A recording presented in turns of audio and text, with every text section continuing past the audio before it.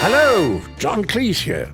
Now, you may know me from such classics as the 1987 party political broadcast on proportional representation. Quite outstandingly tedious because it's all about proportional representation. Or Monty Python's Life of Brian. What have the Romans ever done for us? Or A Fish Called Wanda. What a coincidence. Or the 1998 party political broadcast on proportional representation. Your vote made no difference. And I'm here today to talk to you about proportional representation. Proportional representation, or PR, simply means that seats in the House of Commons would reflect the way we vote. In other words, if one party gets 20% of the vote, they get 20% of the seats. And as a consequence, it would mean that Britain is governed by a parliament that reflects its people. The system that we now use for general elections, which is called first past the post, could hardly be further from this. Just take our current parliament. The Conservatives and the DUP hold a majority of seats in the House of Commons, yet just 43% of votes went to those two parties combined. 57% of us have to put up with a government we didn't vote for and don't want.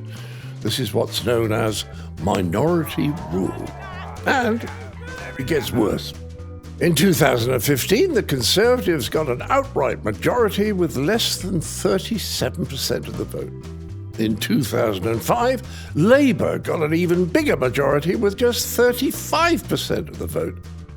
At the same time, millions of people who vote for other parties end up with hardly any representation at all. For example, in 2015, three parties, the Greens, the Lib Dems and UKIP, received a quarter of all votes cast, and yet they ended up sharing just 1.5% of the seats.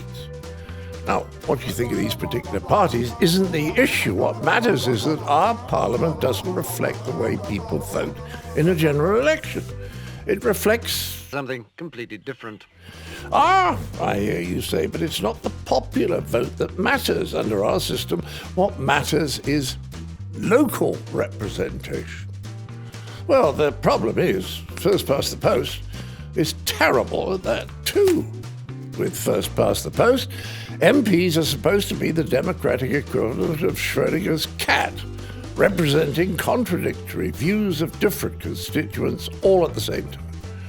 But is a socialist from Somerset really represented by Jacob Rees-Mogg? He loves his neighbour because he makes a fiver out of it. Or can a Brexiteer in Streatham feel that Chuka Umunna speaks for them? No.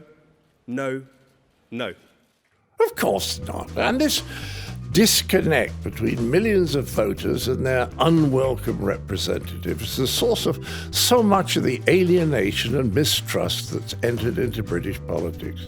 But that's not all. When so many of the votes have no effect under first past the post, people feel that they have to vote for the least worst option rather than who they actually want to win. This leads to what's called tactical voting, which reached epidemic proportions in 2017, with 20 to 30% of people saying they intended to vote tactically. Now, in a real democracy, people should always be able to vote what they believe in, without having to worry about letting in the politician they most dislike. In fact, our voting system can't even make sure that the side with the most votes wins the most seats. We've had two general elections in the past 70 years when the party that came second in terms of votes won in terms of seats. There's no reason to put up with this system, and Britain is one of only three major developed countries that still uses first past the post alongside Canada and the States. It really is time that Westminster caught up with the rest of the world. It's time that we had a parliament that reflects how we vote, so that decisions about healthcare, education, war and peace, the planet itself, all reflect the wisdom of the majority of ordinary British people. So, if you want real democracy, sign the petition to back proportional representation and then join the movement to make votes matter.